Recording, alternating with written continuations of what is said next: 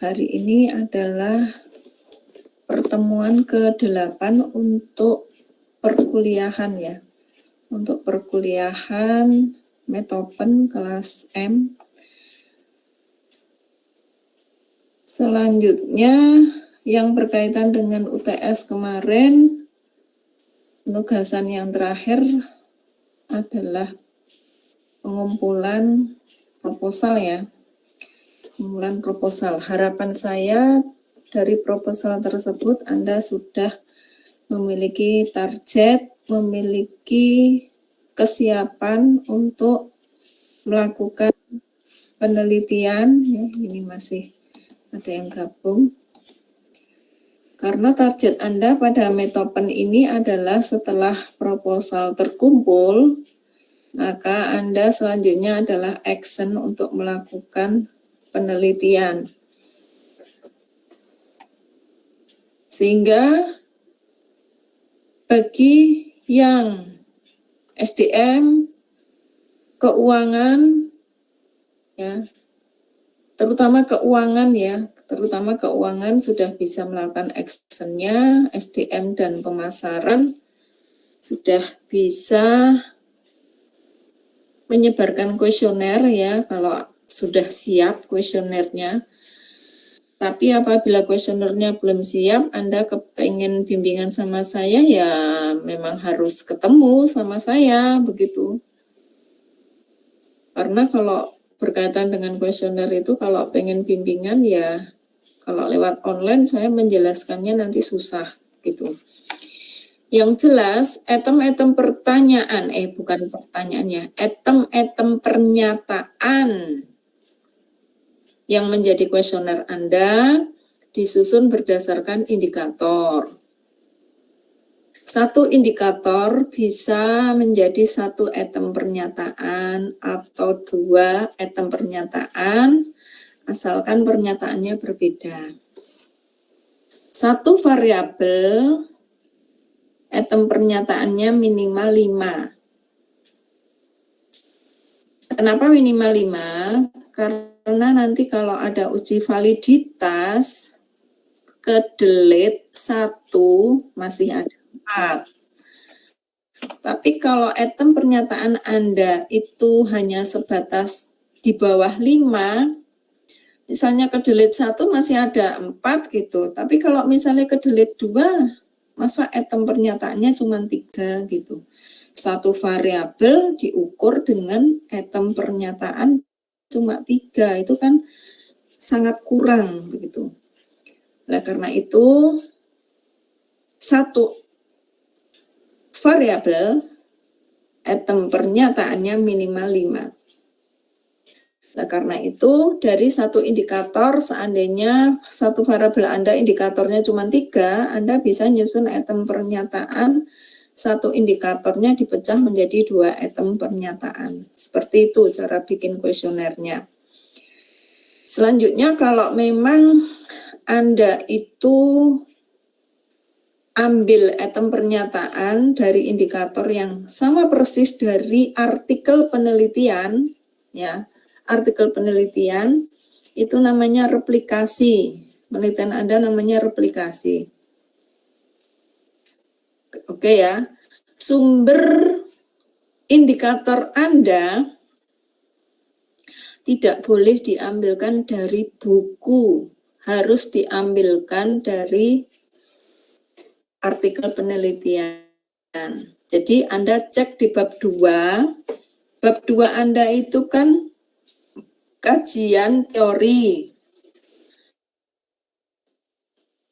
Kajian teori itu juga dapat ditambahkan hasil penelitian khususnya untuk indikator.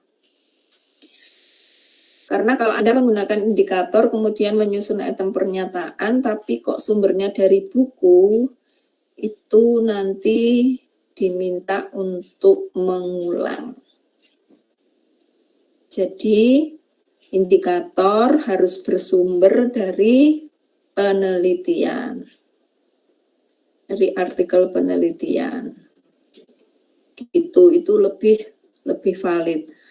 Anda juga sebenarnya bisa ngambil juga dari jurnal internasional ya, karena harus ada jurnal internasionalnya, seperti itu. Paling tidak satu variabel itu ada jurnal internasionalnya yang menjadi acuan Anda, syukur-syukur menjadi sumber dari indikator Anda, syukur-syukur seperti itu. Karya ilmiah Anda akan lebih berkualitas dan berbobot. Untuk yang keuangan sudah bisa ngambil data ya sesuai dengan keinginan Anda. Sama-sama ya, yang pakai kuesioner ya paling enggak sehari 2 hari sebenarnya udah cukup ya. Sehari 2 hari, kalau secara online itu sebenarnya udah cukup 2 hari ya 3 hari gitu. Setelah itu Anda kumpulkan ya, nanti dikumpulkan ya menggunakan Excel ya, supaya penilaian olah data juga itu akan lebih gampang. Anda menggunakan SPSS nggak masalah, PLS, AMOS nggak masalah. Yang penting kriteria responden jangan lupa ya, ketika akan menyebarkan kuesioner itu kan responden harus mengisi profilnya, profil semacam profil responden begitu. Nah, profil responden itu pertanyaannya tolong dipermudah. Kriterianya harus ada di bab 3. Jangan sampai Anda meminta responden untuk mengisi data-datanya lebih dahulu sebelum menjadi responden untuk milih di kuesioner, penelitian di kuesioner ya, penilaian kuesioner. Tapi di bab 3 Anda lupa, belum Anda tulis kriteria responden ya, yang menjadi sampel itu loh. Seperti itu. Yang namanya proposal itu kan detailnya dari action ya, namanya juga rencana atau rancangan. Jadi apapun yang akan Anda lakukan itu sudah dirancang di proposal, begitu logikanya. Semoga penjelasan saya ini dimengerti. Silakan kalau masih ada pertanyaan, silakan. Saya beri kesempatan untuk yang belum presensi ya ini. Sambil menunggu pertanyaan.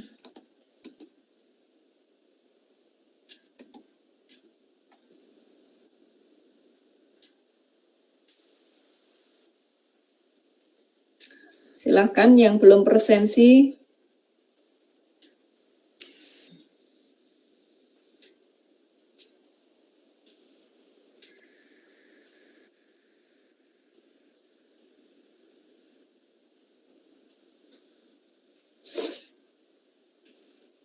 Sudah belum? Yang presensi? Belum, Bu, sebentar.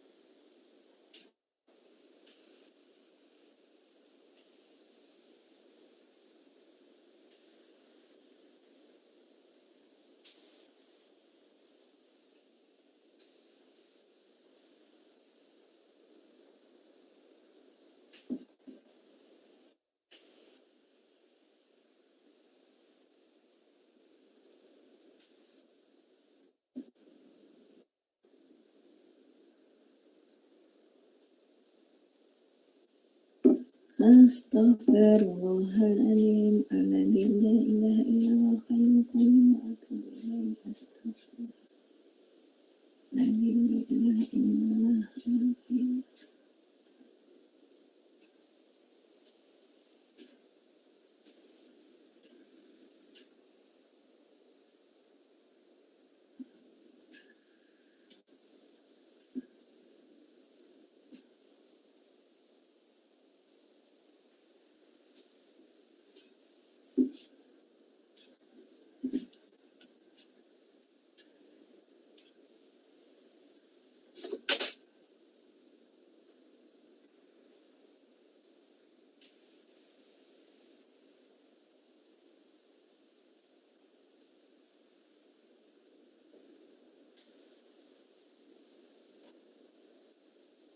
Sudah, Mbak? Mas? Udah, Bu. Udah ya?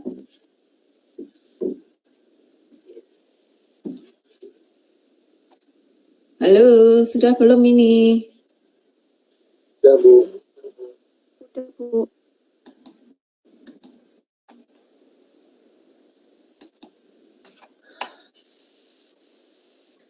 Tri Utami keluar.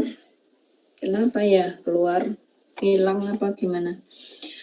Oke, silakan kalau mau bertanya ya, karena memang setelah Anda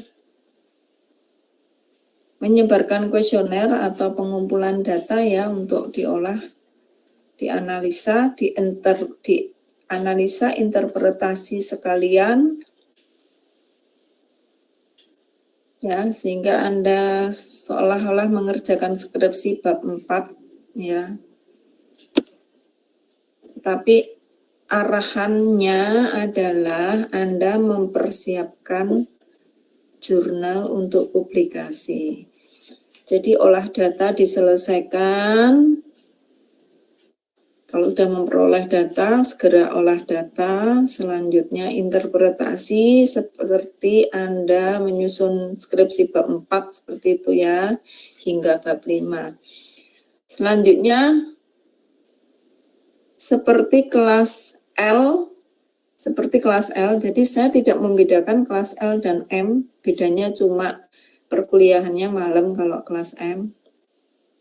Target minggu depan adalah Anda sudah memiliki interpretasi selesai dan Anda memiliki template jurnal ya, sasarannya jurnalnya mau kemana, ikuti aturan main di template itu.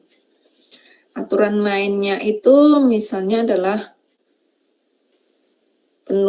penulisannya menggunakan gaya seperti apa, ukuran 10, 11, atau 12, kemudian pakai email atau tidak, aturan judulnya, jumlah kata berapa, hingga ke total jumlah kata pada artikel itu maksimal berapa, seperti itu.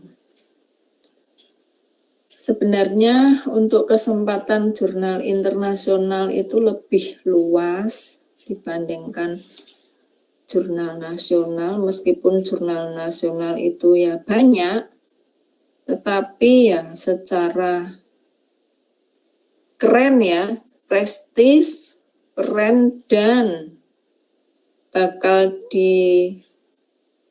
istilahnya apa ya, dinilai lebih itu apabila Anda bisa publish jurnal internasional. Ketika Anda mempelajari suatu jurnal, baik Indonesia maupun internasional, Anda pelajari tentang tentang jurnal itu, kira-kira berbayar atau tidak. Ya, pengalaman saya di jurnal internasional Scopus, logikanya berbayarnya dolar itu kalau dirupiahkan itu 40 jutaan ada. Tetapi ketika saya dinyatakan accepted gitu, diterima artikel saya selanjutnya mendapatkan kiriman email, Anda akan publish langsung atau publish ditunda. Kalau publish langsung, Anda harus bayar sekian dolar. Jika publish ditunda, maka Anda gratis. Jadi pilihannya ada dua, Anda mau bayar langsung publish internasional, semua orang bisa baca langsung. Tapi kalau saya tidak mau bayar, artinya saya pilih gratis, maka haknya perusahaan publishing sana, terserah kapan yang mau mempublishkan saya, artikel saya entah setahun atau 2 tahun, seperti itu. Saya memilih gratis, klik gratis. Karena apa?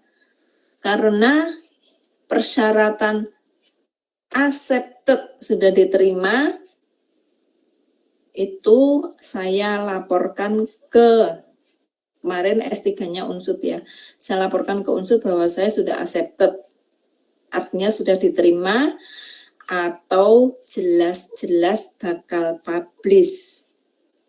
Saya juga ngomong ke profesor gitu, bahwa saya tidak bisa publish langsung karena saya memilih yang free charge gitu, tulisannya itu free charge gitu.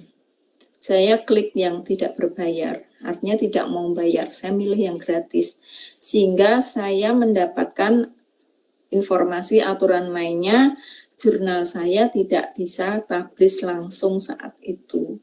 Jadi nggak bakalan dapat dilihat banyak orang. Dan di situ ada penjelasan kurang lebih 1 tahun begitu.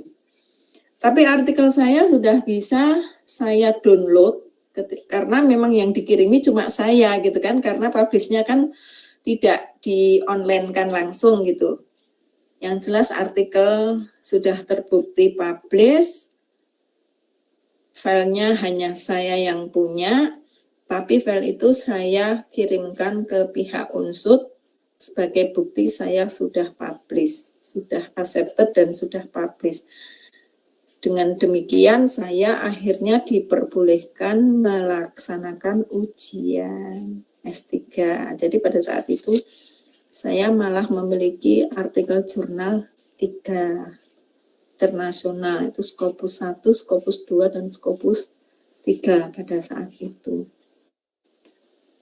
Jadi kalau Anda memilih jurnal itu Anda pelajari kira-kira kalau misalnya harus berbayar itu berapa. Jurnal nasional itu ada yang 200.000, ada yang 300.000, ada yang 500.000, macam-macam. Tapi kalau lewat makelar jutaan.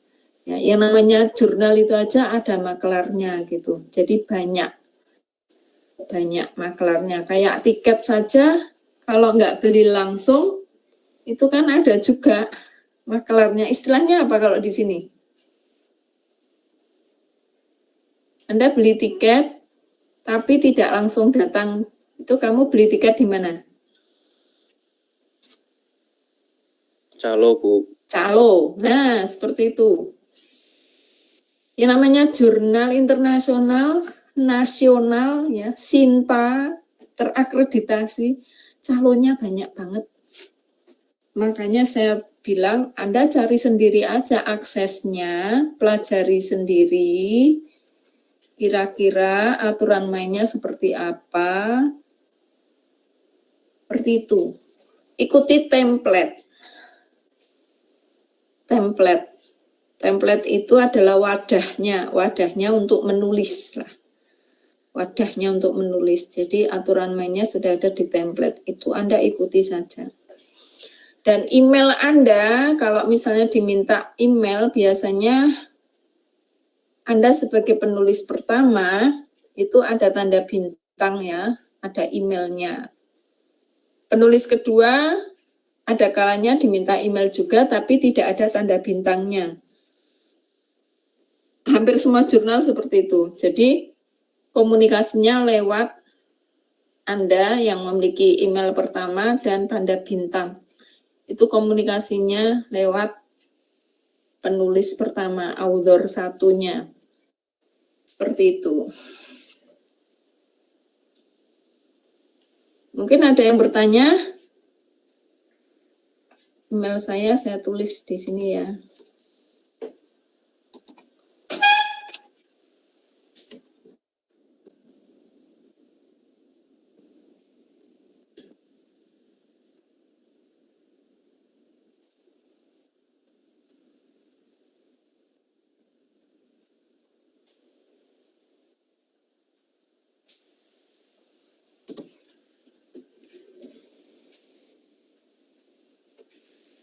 Oke, itu email saya. Seandainya ini ya, saya akan buka Google Cendekia ya. Anda kan sudah bisa ya, Google Cendekia atau Google Scholar-nya udah bisa kan ya? Udah pinter toh? Udah, Bu. Sudah, Bu. Nama saya lengkap, maka artikel-artikel jurnal yang bisa dilacak di Google Scholar atau Google Cendekia itu akan muncul. Begitu. Masih ada yang gabung. Saya kasih kesempatan presensi lebih dahulu.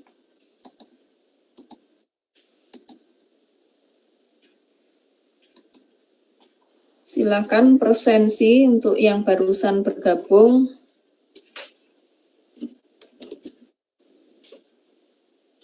Sambil presensi, saya mengulang kembali bahwa pada saat ini pertemuan ke-8 ya, seharusnya pertemuan ke-8 ini setelah UTS ya, maka tahapan Anda adalah sudah menyebarkan kuesioner ataupun sudah mengumpulkan data, sehingga Anda tinggal olah data.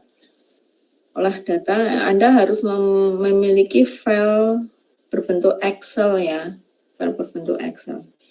Hasil olah data Anda dipakai buat analisa, interpretasi hasil ya, interpretasi seolah-olah Anda kalau menyusun skripsi itu berarti nggarap bab 4 dan 5 gitu. Mengerjakan bab 4 itu hasil analisa dan pembahasan, kemudian kesimpulannya bab 5. Yang namanya kesimpulan itu adalah cukup menjawab jawabanmu dari analisa itu bunyinya HA apa H0 itu kalau bab 5. Kalau diterima berarti bunyinya HA, kalau ditolak berarti bunyinya si H0 gitu.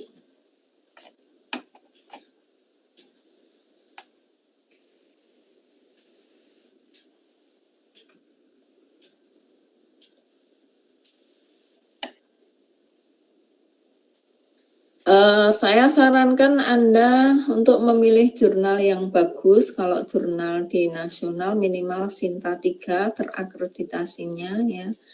Kalau jurnal internasional di situ juga Anda pelajari karena di situ biasanya akan ada penjelasan yang berkaitan dengan publish-nya, aksesnya itu kemana saja, termasuk Google Scholar, Crossref, dan sebagainya. Itu akan menunjukkan semakin banyak akses publish internasional, berarti artikelnya, jurnal itu lebih berkualitas. Seperti itu. Absennya sudah nih?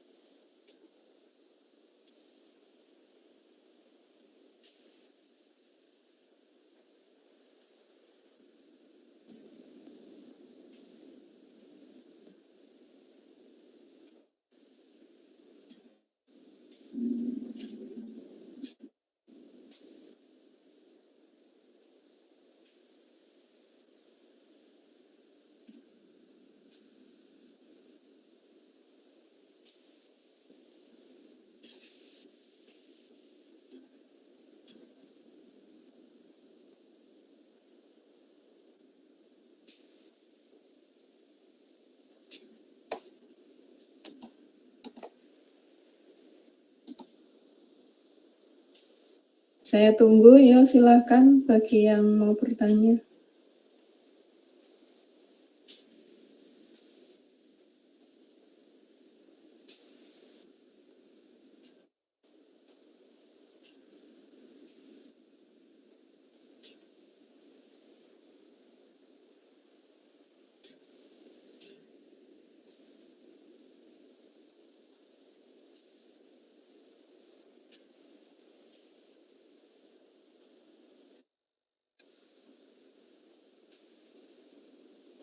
Ibu izin bertanya, Bu.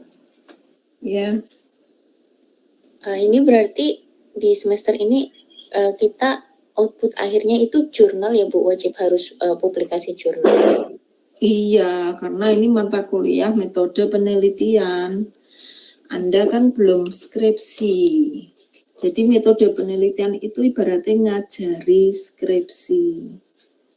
Tetapi karena Anda belum skripsi, maka tahapan Anda itu adalah mengumpulkan proposal.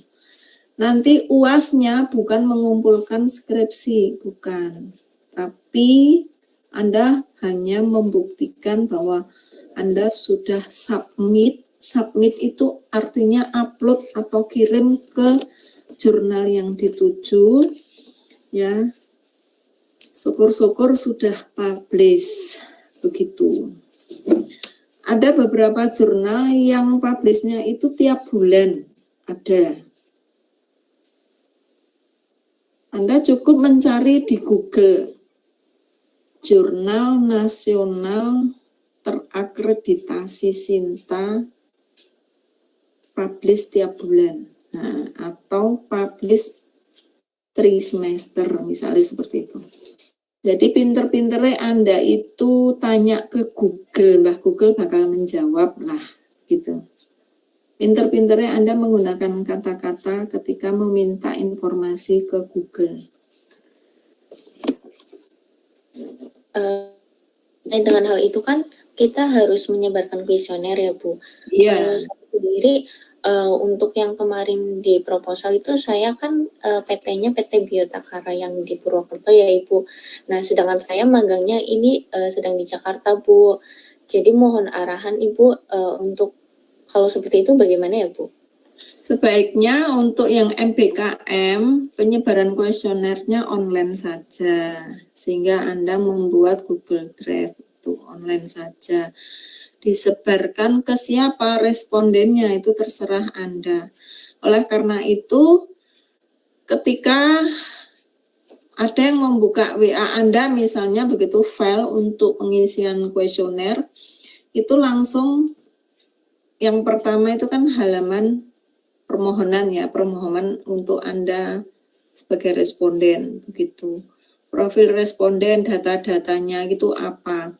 Biasanya pengisian kuesioner itu sangat jarang bersedia kalau ada isian nama dan alamat. Itu jarang yang mau. Banyak yang nggak mau gitu loh. Jadi kalau sasaran Anda mahasiswa ya Anda cukup bertanya saja bahwa Anda itu pilihannya apakah Anda mahasiswa, Anda pegawai, ibu rumah tangga misalnya kayak gitu-gitu. Jangan memberikan isian nama dan alamat. Banyak yang nggak mau kalau nama sama alamat. Gitu. Kalau isiannya misalnya hanya sebatas tentang status pekerjaan atau sebagai pelajar, sebagai mahasiswa, sebagai pegawai atau sebagai apa gitu, mereka welcome biasanya. Yang kedua, usia nggak masalah, ada pilihan usia seperti itu. Mungkin kalau mau ada tambahan-tambahan kajian, misalnya pendapatan tiap bulan, gitu ya, sing kira-kira masuk akal gitu ya. Kalau Anda ngasih pilihannya 500.000, 1 juta, kayak gitu. Lah Anda itu sebenarnya sasaran penelitiannya itu siapa? Wong pembantu rumah tangga itu aja sekarang udah nyampe 3 juta, 2 juta, ibaratnya gitu. Jadi Anda itu ngasih rank penghasilan itu ya mulai dari 3 juta sampai berapa, misalnya gitu. 3 juta sampai 5 juta. Di atas 5 juta sampai 7 juta, misalnya kayak gitu. Kalau berkaitan dengan pekerjaan seseorang, biasanya juga berkaitan juga dengan lamanya dia bekerja. Kalau masih pegawai baru, ya wajar lah gajinya masih sedikit gitu. Beda kalau yang sudah lama bekerja. Ini biasanya untuk yang jurusan SDM ya. SDM itu biasanya informasi-informasi pendapatan, ya, berapa lama bekerja, misalnya seperti itu penting juga. Kemudian usia untuk mengisi kuesionernya, ya, yang sekiranya mendukung penelitian Anda itu silahkan dimasukkan kepada data untuk pengisian responden yang akan mengisi penilaian kuesioner Anda. Yang penting bab 3 Anda itu, terutama bab 3 ya, itu dimatangkan.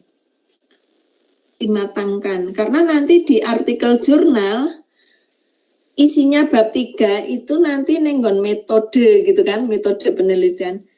Itu Anda sebenarnya bisa merangkai kalimat isi keseluruhan, tapi Anda merangkai kalimatnya itu sudah mewakili isi bab 3 gitu.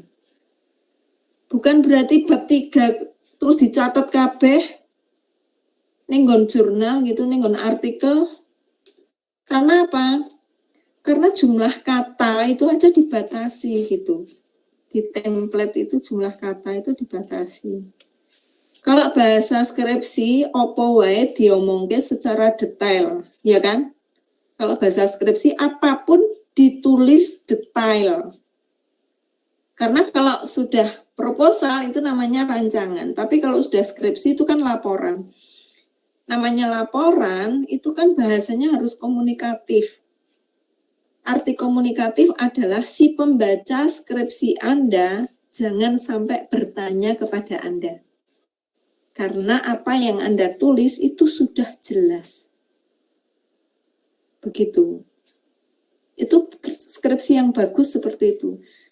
Skripsi yang komunikatif seperti itu.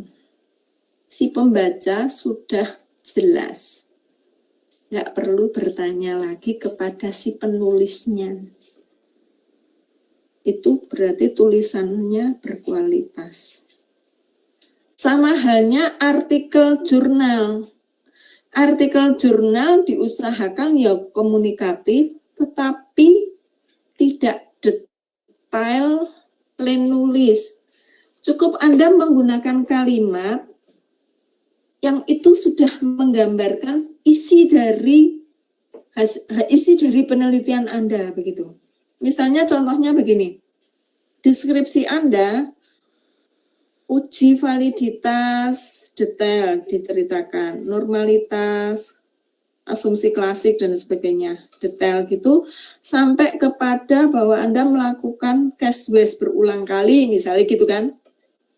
Itu kalau deskripsi kan ditulis detail gitu. Ya. Kemudian kalau sudah di jurnal, artikel jurnal, itu gunakan kalimat yang sedikit tapi sudah mewakili semuanya.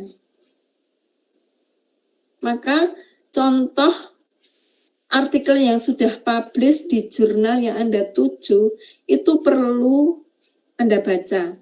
Model-model tulisannya itu kayak ngopo to, isine iki sing biasanya kayak ngopo gitu. Yang biasanya sudah bisa publish itu isi-isinya modelnya kayak apa toh. Anda pelajari di situ. Kalau Anda bisa berhasil mengikuti template dan contoh dari artikel yang sudah publish di jurnal yang Anda tuju tadi, insya Allah artikel Anda mudah publishnya. Apalagi sitasi Anda, daftar pustaka Anda ternyata juga nyinggung di jurnal tersebut misalnya. Oleh karena itu saya sarankan pilih jurnal terbaik. Jangan jurnal asal ada daftar pustaka Anda.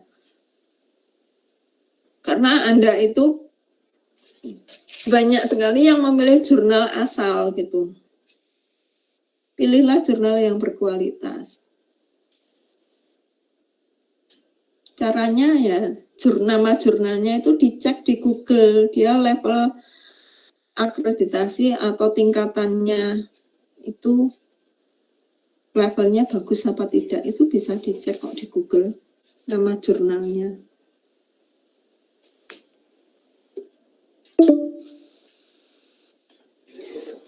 Baik Bu, terima kasih Bu. Terus selanjutnya mau tanya lagi Bu, terkait dengan kuesioner biasanya kalau saya sih dapat cerita dari yang sebelum-sebelumnya kalau misalnya ke instansi itu agak susah Ibu, dan perlu surat rekomendasi juga dari fakultas Ibu. Itu untuk pengajuan surat rekomendasi bagaimana ya Bu? Pengajuan surat rekomendasi itu ditanyakan ke WD1, ke Bu Herni. Baik Ibu, terima kasih Bu. Nanti Bu Herni biasanya akan memberikan arahan, misalnya yang biasa mengurus surat itu TU-nya itu siapa, seperti itu. Yang menangani surat menyurat tentang rekomendasi itu siapa seperti itu. Karena bagaimanapun juga kan butuh tanda tangan pimpinan, gitu kan.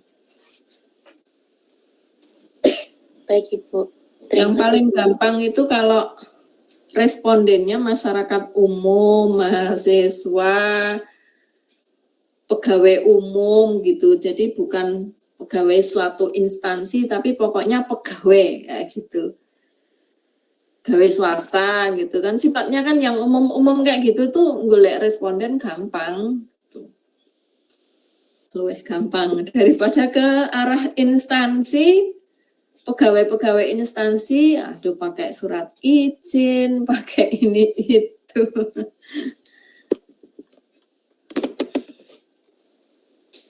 Lebih gampang lagi konsumen ya. Misalnya Y-nya keputusan pembelian kan gitu. Itu lebih gampang juga cari respondennya karena masyarakat umum sebagai konsumen kan. Tinggal ini aja kriteria responden yang mau mengisi kuesioner, menilai di kuesioner itu kriterianya diperjelas. Dan semua kriteria itu harus ada di bab 3. Seperti itu. Di bab 3 skripsi maksud saya. Silakan ada lagi yang mau bertanya, biasanya Mas Rifki Nurfian tuh. Gimana kabarnya Mas Rifki, udah sampai tahap apa? Alhamdulillah baru sampai yang kemarin Bu, yang proposal skripsi Bu. Oh, berarti ini baru UTS kemarin itu terus pada tiarap semua ya kemarin. Bu, izin bertanya Bu. Iya. Berarti untuk membuat artikel itu boleh bersumber dari buku apa enggak ya Bu? Membuat artikel itu kan dari proposal Anda sudah peroleh data, Anda analisa, kayak nggarap skripsi itu. Kayak nggarap skripsi itu kan berarti Anda ngerjain bab 4 dan 5 kan? Oh enggak Bu. Kalau sudah selesai, Anda baru bisa bikin artikel. Kalau Anda belum memperoleh hasil analisa interpretasi, gimana mau bikin artikel? Berarti diolah di SPSS dulu ya Bu? Boleh, SPSS dulu boleh. Oke, matur suwun Bu. Yang jelas, minggu depan Anda harus sudah siap dan sudah memiliki template jurnal artikelnya. Jadi Anda akan memiliki gambaran, oh ternyata model penulisan artikel itu seperti ini. Itu yang dibutuhkan itu data apa saja gitu. Kalau olah data jasa Anda belum siap, nah gimana Anda mau publish jurnal?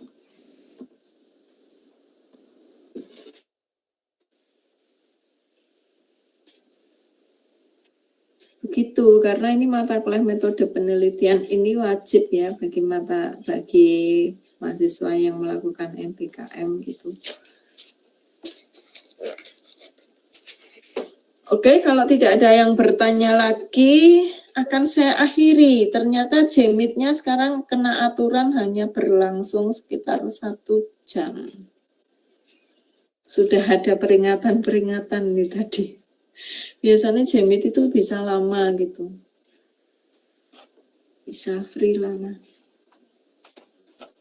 Oke, action berikutnya adalah kemandirian Anda dalam mengerjakan apa yang menjadi tugas kewajiban Anda. Sampai di sini dulu. Alhamdulillahirrabbilalamin. Assalamualaikum warahmatullahi wabarakatuh. Waalaikumsalam.